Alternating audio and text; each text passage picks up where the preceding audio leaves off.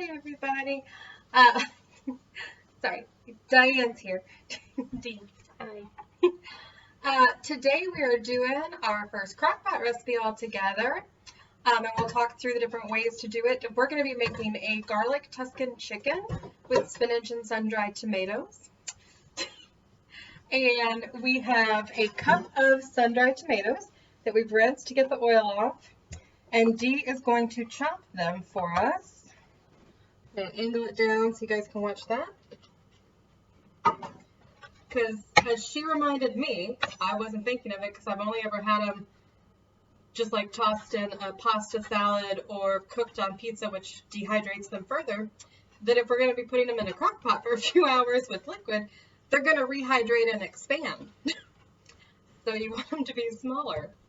These are pretty oily, so they're kind of hard to chop, really. If you have a little food processor to put them in, that's probably the better way to go. The one we have is a little bit big, so we're trying to just do this manually. And obviously we'll be able to chop them more when we serve them to ourselves and everything too. Just this way eliminates a little bit of that need. I also get sun-dried tomatoes that are not in oil, that are actually just dry. And although they're a little bit easier to chop, they're still not the easiest things. It's not like dry nuts, chopping those. It's a handy tool to have. Yeah.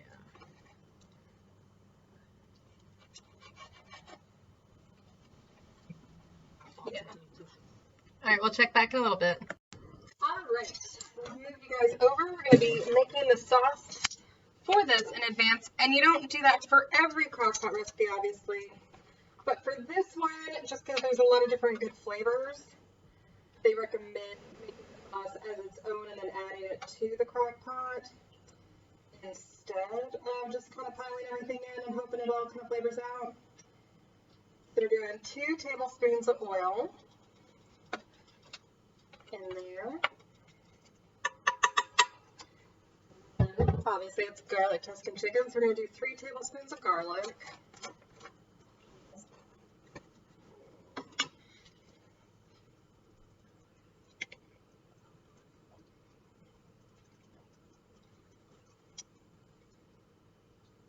Alright, and we're going to let that kind of saute for a little bit, get moved around, and then we'll be adding in our other 3 soft ingredients.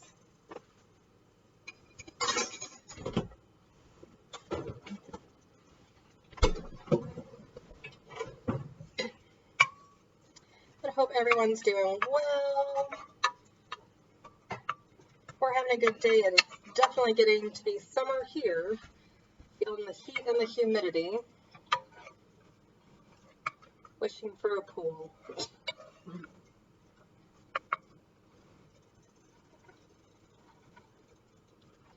Yeah, we just want to heat it up just a bit, not so long that it's going to burn, but just kind of aromatic flavors coming out.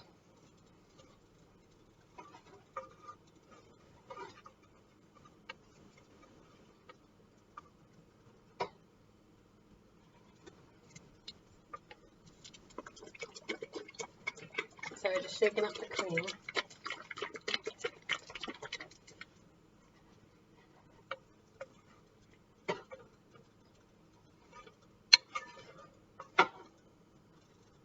Good.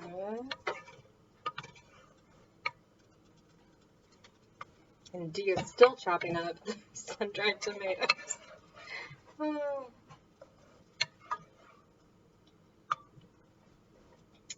Alright, so now we're going to add in 2/3 cup chicken broth. Then we're going to do 2 cups or a pint of cream.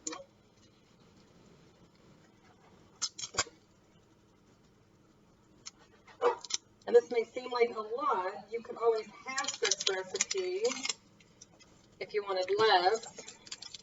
But if you've met my husband, you understand. Ooh, there goes the top in there. The top just wanted a piece of it all.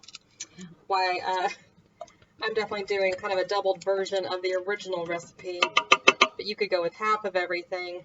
Or if you really like it, but you don't want to eat it all at once, but you also don't want to have to make it twice, You can do what I used to do, what I've even done before sometimes for us, depending on what I make, is you can put at least half of it in the freezer and save it for a few weeks if you kind of want to reduce some of your cooking. It's a good kind of advanced meal prep. I've done that before for us a few times. All right, I'm going to stir all that up.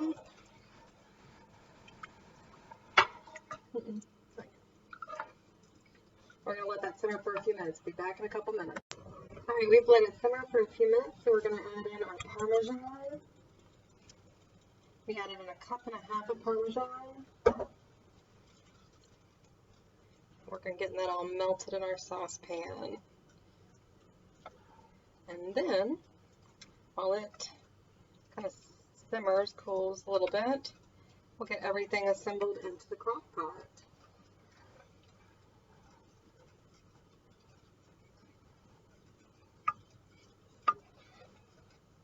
Obviously, you could have just dumped all. I've got some recipes we'll do in the crock pot where you really do just put everything directly in.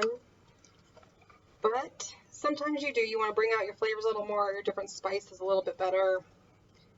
And kind of remembering that spices you add at the beginning are going to take on a different flavor versus ones you add at the end, the same way when you're cooking right on the stove.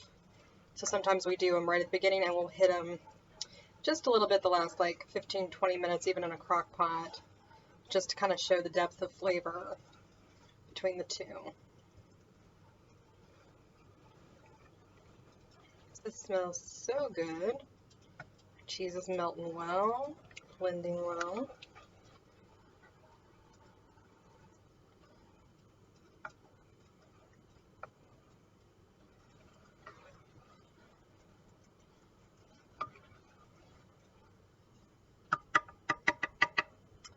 All right, we'll let that simmer for a few minutes. We're going to get everything going. Be right back. All right, so we've just got our crock pot plugged in.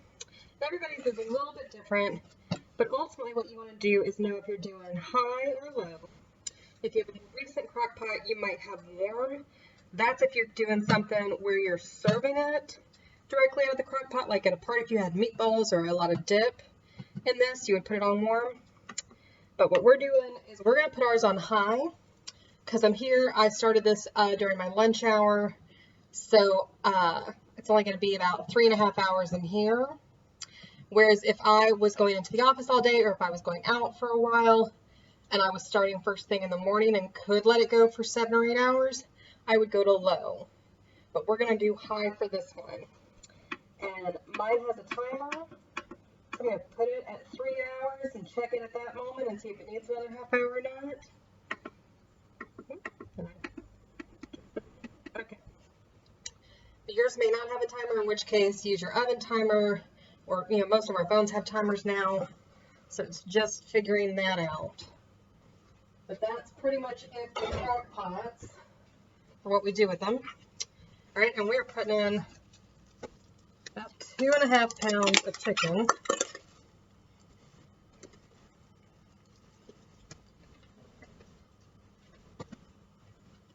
I'm trying to see if you guys can see. Yeah, the crock pot's a little higher, but okay. All right, so we're just going to spread them all out there on the bottom. So, all right, wash this here.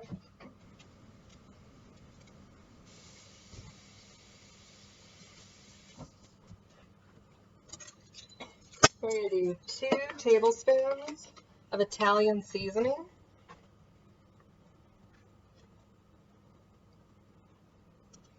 All right, just right on there. And when I talk about adding at the beginning and maybe a little at the end, you wouldn't do the full seasoning amount at the end. You would just kind of do like a little pinch kind of a thing. So there's 2 tablespoons of our Italian seasoning. We're going to do 2 teaspoons of crushed red pepper flakes.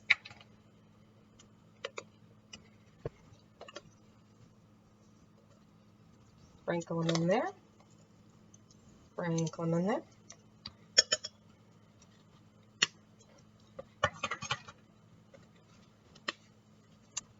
Then we're going to just do some cracked red pepper on the top.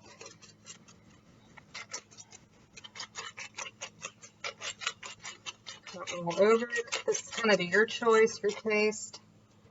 And then some sea salt to taste too. I'm gonna just kind of just a little bit around. All right. Got all that. Now we're gonna put in our our sun-dried tomatoes that Dee nicely sliced for us. See how nice she cut them all up? They're looking great.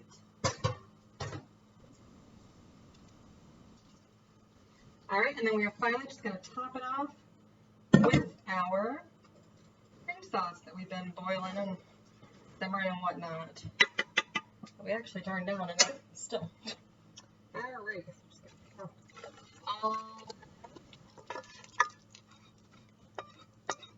Get it all out of there. All the cheese and everything.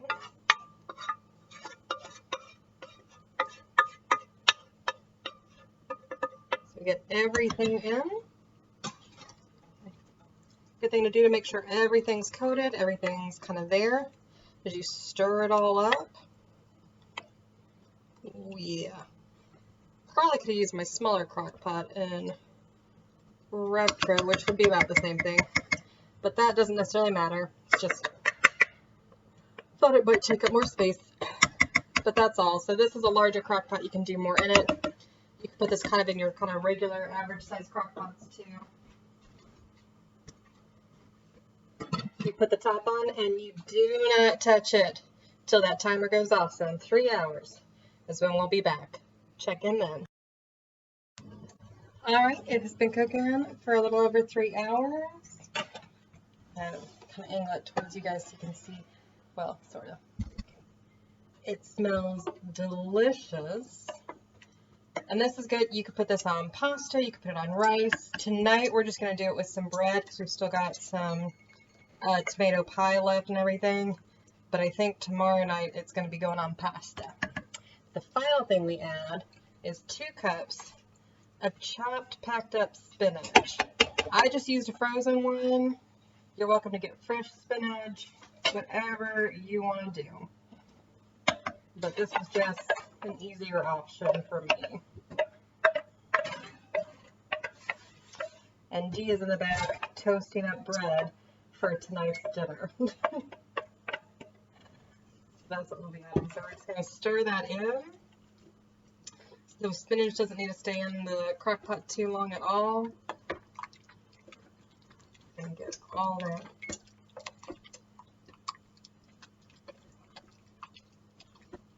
It smells so good. I don't think we need to add any more seasoning to it either. And that's pretty perfect. colors. It is perfect for Christmas. Right? It would. That would be a good Christmas meal. I'll have to remember that. Yeah. So yeah, we're just gonna put the top back on for about 5 minutes. Just let the spinach absorb some flavor. That's really all we're doing now. So we'll check back in. Alright guys. So it's heated up with the spinach for about 5 minutes. So it's gotten some good flavor. Looks good. So the chicken's kind of falling apart as it is. Oh, so because you could, if you had chicken breast or chicken thighs or something a little bigger, you might have to take them out. But this recipe didn't really ask you to do that. Some of them do.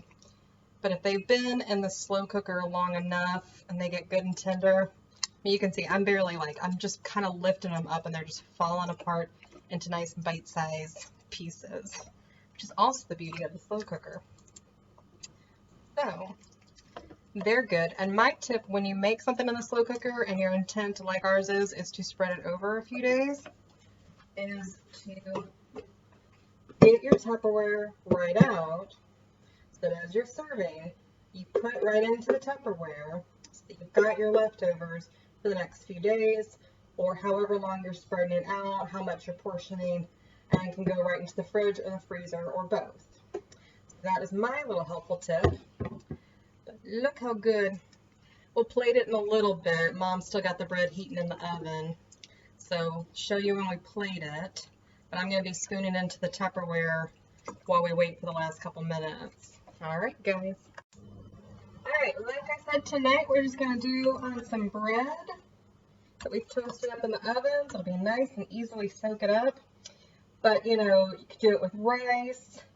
Like I said, tomorrow the plan is to do it with pasta, remembering that if you're going to add it with pasta, just reserve that cup of pasta water so it all adheres very well. And as we portioned it out, the other reminder is that as you kind of spread it out, when you're reheating it, it might seem less moist. The sauce might kind of start to simmer down more each time. So you might need to add either a little extra cream or milk as a fine substitute. And if all else fails, some water. But you would rather do cream or milk first. Just a few tablespoons, kind of get it thickened back up, a little more liquefied. All right, just the reminders. But yeah, that's what you want to do. So then we're just gonna get us some chicken and the sauce and just drizzle it on over.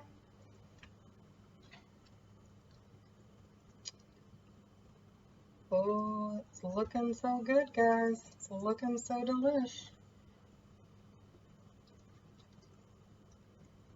There we go.